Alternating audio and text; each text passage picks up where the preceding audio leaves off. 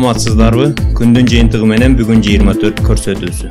Саламатсыздарбы? Ооба 17-майга пландаштырып атат бүгүнкү күндө. Негизи Москвадан Кыргызстанга барып, ошо Кыргызстанда баягы туруп калган Россиянын жарандарын алып келебиз деген максатында барып атышат. 200 орундук самолет экен.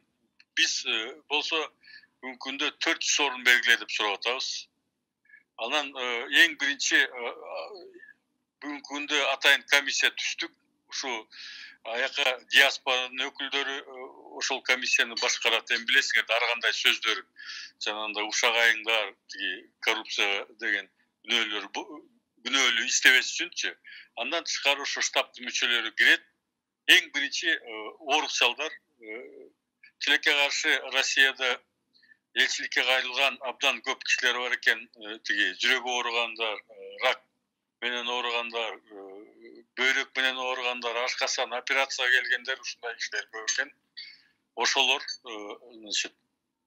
тизмеге киргизет деп комиссия карайт.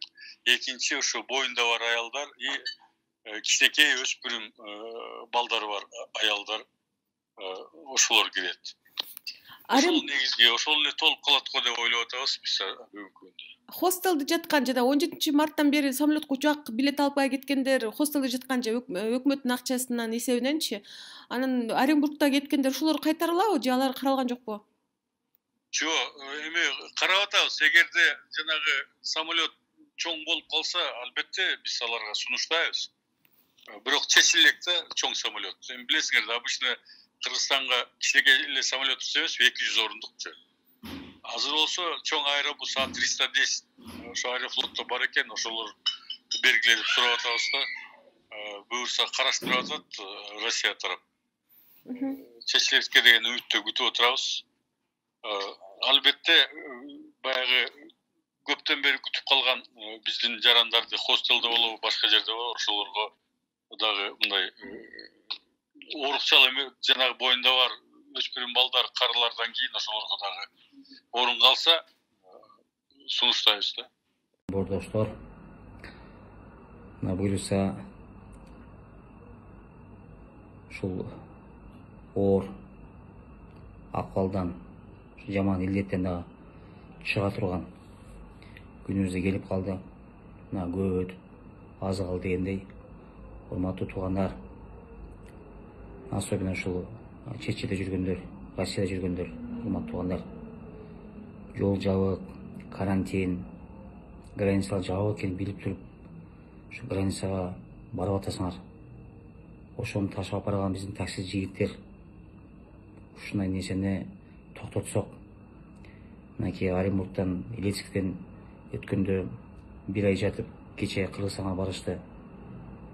Анан 50-60 адам оорукчан болуп чыкты ковид менен.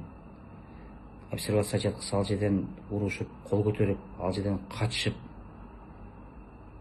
дүйнө жүзүнө уят болуп өлүп тургандар.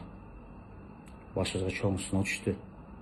Жараткан бизге көзүңөрдү ачкыла, ойлоңула, ойгоңула, бири-бириңерди урматсы менен урматтагыла, тынчтык тилеп аман эсен болула деп кандай сынооду келтирип атат.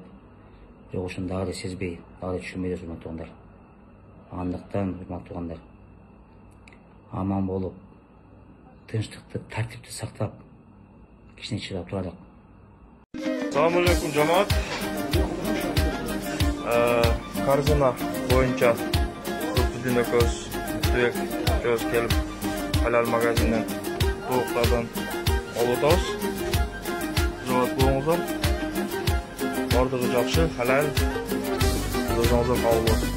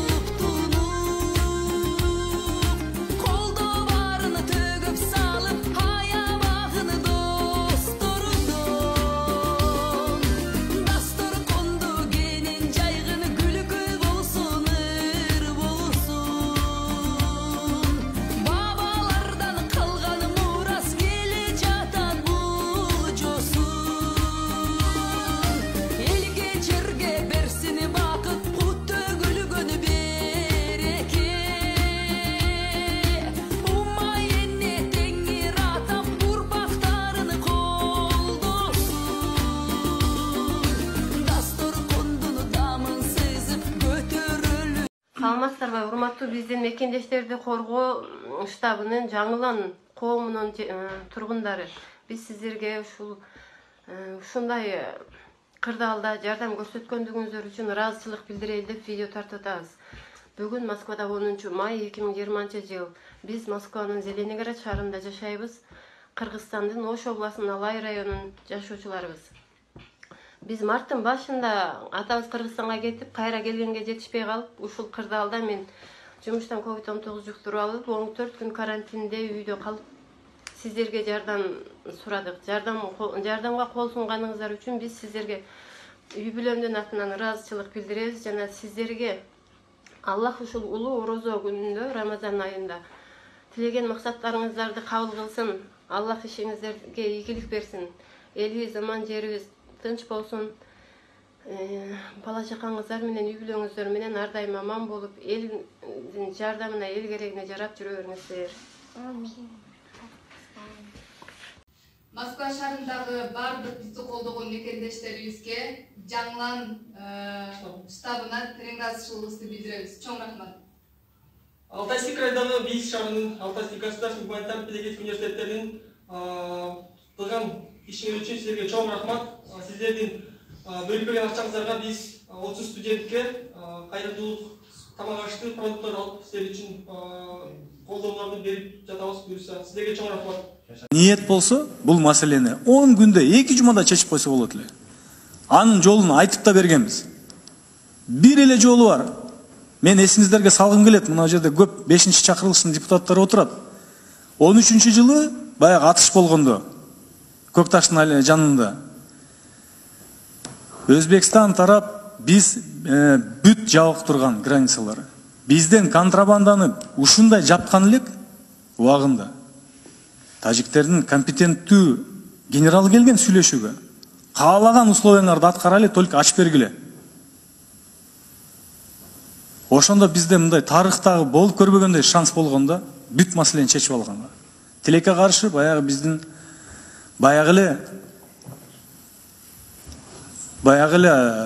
биздин аткаминерлердин тиештүү баягы дарттар ойноп кетип, контрабандисттер үстөмдүк болуп кеткен. Бүгүнкү күндө деле кеч эмес. 10 күнгө бууп койгулачы ушу контрабанданы. 10 күнгө чөгөлөп келет өздөрү. Кандай кылайлы деп. 300 фурага чейин күндө кирет. Эми буну жаш бардыгы эле көрүп, билип, бардыгыбыз билебиз, бардыгыбыз. Эмне үчүн эркибиз жетпейт? Эрк болсо, неужели ошону токтотуп койсо болбойт? Эмне деген службаларыбыз бар, күч органдарынын. Ушу контрабандисттерге ушу илейген өкмөттүн күчү жетпейби? Мейли, түбөлүккө жок кылбасаңар да, бир 2 жумага эмне үчүн токтото албайсыңар дейм да? Неге күчүңөр жетпейт ушуга? Өздөрү келет болчу. Суранып, келгиле эми, бүтүрөлү деп. Башка алардан ала турган лазейка жок, Өзбекстандан кирбейт. Туура айтылды бул жерде. Бизден 100% көз каранды. Не только ГСМ, а карачка, кола, бүт продукты питания, строй материалын бардыгы бизден кетип атпайбы Баткен аркылуу. Ошон үчүн жолдорубуз талкаланып атат. Минтранс кызыктар болуш керек эле, курган жолдорду талкаланып атканына. Алар деле унчукпайт, алар деле маселе койбойт. Всех все устраивает да. Бизге эң керектүү нерсе бул Аксай тамдык жол менен Аксай Рабатты бүтүрүшүбүз керек. Бул маселе мындай илинип калбаш керек да. Азыр мына эң ар бир саат алтынга тете. Биз ушу жолду бүтүрөлү. Ушу жол бүткөндөн кийин бардыгын жыйыштырып, мына мен толук сизди колдойм. Бишкекке, Ошко, Жалал-Абадка бербесеңер эч нерсе болбойт. Туруп турат. Өмүр токтоп калбайт андан. Бирок ушул аталган 2 жолго акчаны бербесеңер силер улуттук кызыкчылыкты садака чаап атпайбызбы? Баарын жыйыштыргыла да бүтүргүлө ушул. Дагы бир угарман, кулак сизде. Ассаламу алейкум устаз. Ва алейкум ассалам ва рахматуллахи ва баракатуху. Устаз, мен сизге Россиядан чалып жатам. Мен сизге кайрылуу жасайын дедим. Сиз ушу айтып койсоңуз, ушу мигранттар жолго чыкпаса, башка жерде карантин билишет, дагы атайлап жолго чыгышат. Кыргызстан өзүн өзү зорго эстеп атат.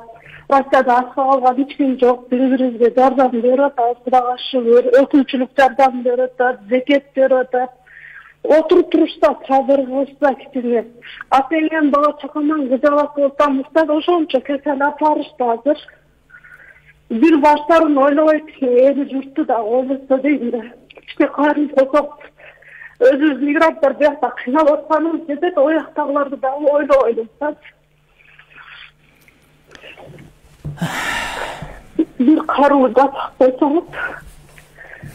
Rahmat. Ayağlar özüz pulumuzu tönep getiririz. Yolda açık koysayla git al deşetse alsa pulum varken sabır kılıp oturup dur uyumda sabır. To'g'ri aytasiz. Sabır olsa dağıtmaz. To'g'ri aytasiz. Yolda açık koysa pulumuzu tönep getiririz deşetse. Pulum varken sabır kılıp sabır. Rahmat sizge.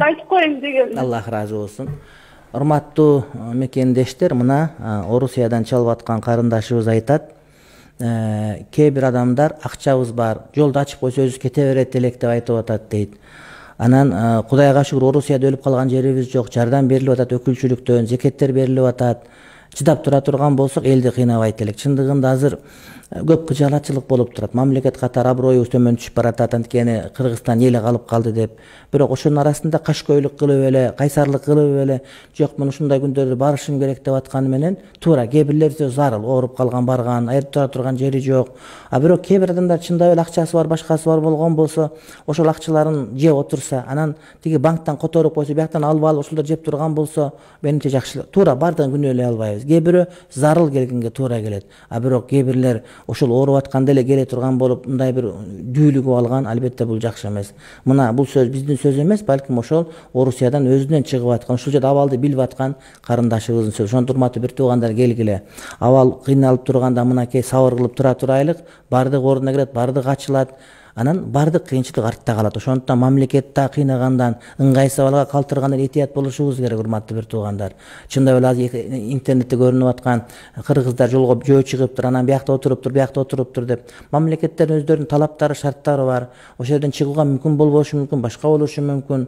Туура бардыгын туура эмес кылды деп айта албайбыз, бирок чындап эле арасында кээ бир туура эмес болгон маселелер пайда болуп калып атат.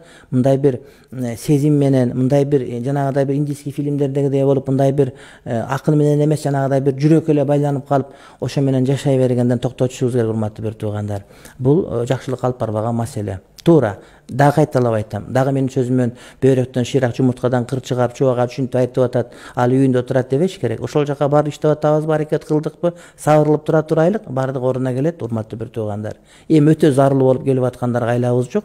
Бирок канткен менен мына ушул сөздөрдүн бардыгы жөн-жөн айтылган жери жок. Чындап эле кимде ким жөндөн-жөн отуруп турган мүмкүнчүлүгү болуп, отуруп турса боло турган болуп туруп эле көчөгө чыгып, элдин баарын ызы-чуу кылып, элдин баарын капа кыла турган болсо, кыяматта бул нерсеге жооп берет. Бул нерсе мамлекеттин тагдыры менен, мамлекеттин эл аралык аренада кадыр фаркы менен ойношкондук болуп эсептелет, урматтуу бир туугандар. Каналга жазылууну унутпаңыздар. Биринчилерден болуп маалымат алуу үчүн коңгуроочону басыңыз. Дайыма ден соолукта болуңуздар. Сиздер менен бүгүн 24 маалымат топтому болду.